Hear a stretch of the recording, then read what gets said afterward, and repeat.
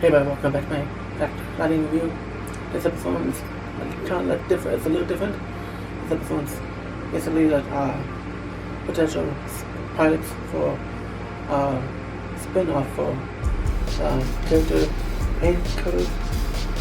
So this episode is mostly focused on this character, and well, you see that he that's it's all like a little bit of narration where he talks about how he is he's like meditating and he wants to find peace and like a new life, because in the previous season he leaves freelance, so he wants to start over and start fresh and become better for himself. Khalil wants vengeance and peace, and wow, Painkiller, who's a side thing, he wants a messy war. Anissa and Grace are married now, so they go to this place called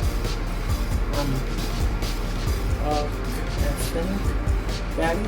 I'm saying that right, but they go there for their honeymoon, and this episode is really colorful. Even just the bright, and I just feel like how like the vibe looks, it's really well done. I was like how they do that. And this one Grace go to the hotel room and they have a virtual assistant. So technically speaking, it's kind of like this is some loft, how they bring the kiddos together in this way. You see that Anissa and Grace are at the bar, and Grace wants to pay, and for doing so, some dude like takes a photo of those girls, and you find out why the dude and this other guy, they try to kidnap Grace, they take her away, but then Painkiller comes in and he attacks on one of the guys and ended up killing himself.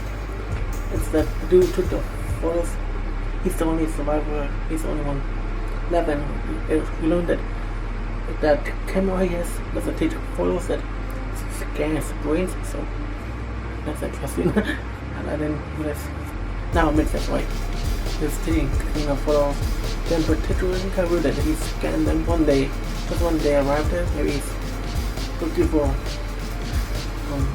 victims, so it makes sense why he kidnapped her. And there's a camera over that Khalil was actually seeing this, and he found out that later on it's not really a lot of surveillance, but it's actually basically recorded footage that Khalil was seeing of Painkiller taking down Anissa, because Anissa was trying to find Grace, and Painkiller was in Painkiller's way, so he took her back to his in Khalil's headquarters, basically. At first I was a little bit confused that it was did Khalil turn into two people, but I thought that we later on learned that it's all in his head, so even though we see two Khalils, it's still one.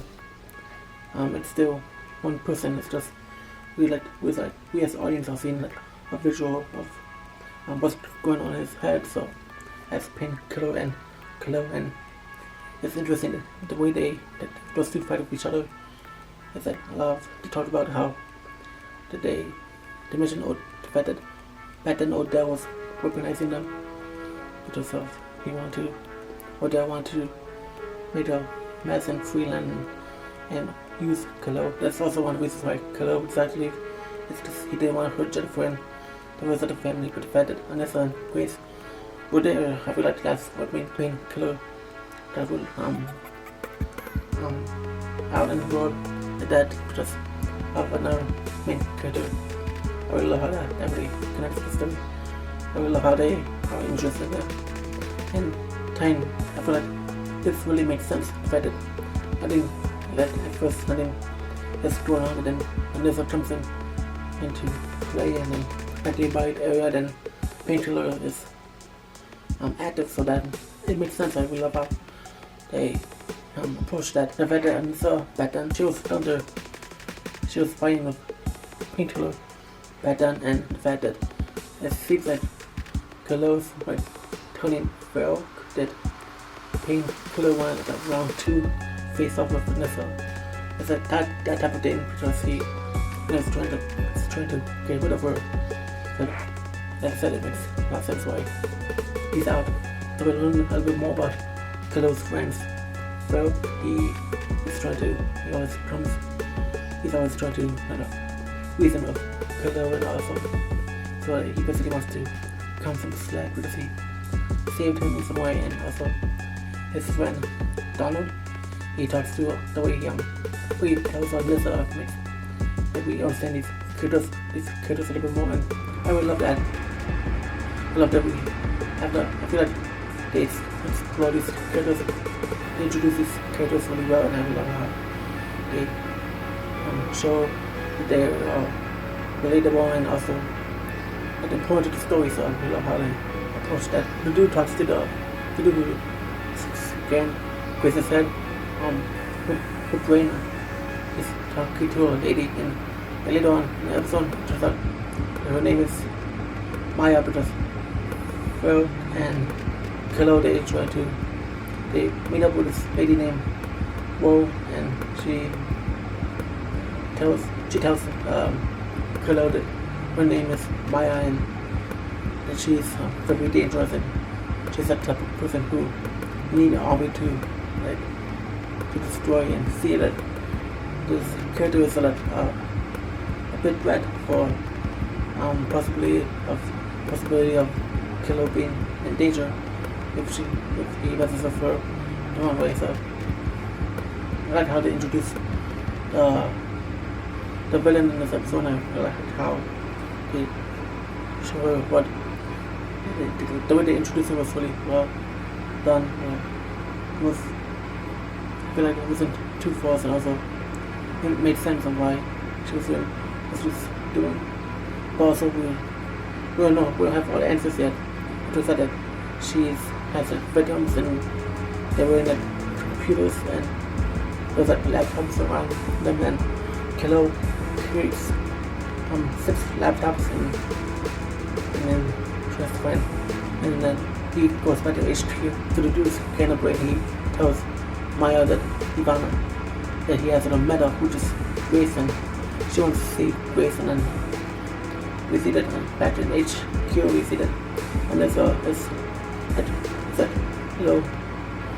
she's injured with painkiller, so she dozes off, and I thought she was dead, but that would have been really weird how they killed off Anissa that way. That would really often really strange that they would do that in an episode like this. I think it could be done, but I feel like it's a pity they didn't do that. Just like she's dozed off, and Khalil tells Donald to tell her that he's out to find Grace, and just like that also Anissa's also the position she pulled up, and Donald drove her. He finds Grace, and she actually escapes before Khalil arrives, and they meet.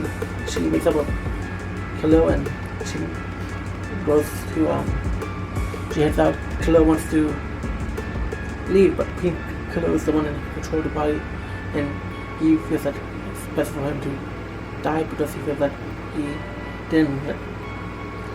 feels that he's causing a lot of pain for everyone, and Khalil wants him to trust. They want them to trust. Khalil wants Khalil to trust himself, so they trust each other, and we see that Khalil is bad to himself, and he leaves the building. Just there's no reason for him to be in the building because Maya's not there. But in some way I feel like Maya's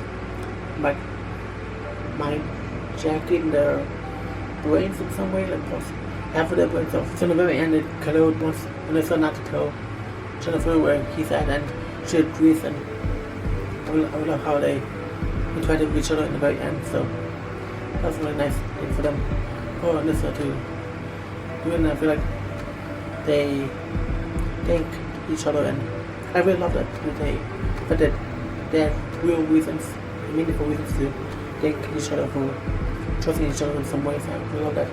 And just that Maya is Odell's daughter, so that's really interesting on why that is. Now we see with the Rosebud passing with his rubs. Yeah, this episode was really amazing. I really loved this. Like I said, it was a part where Khalil was right inside the building. Like that was a little bit bright and colorful.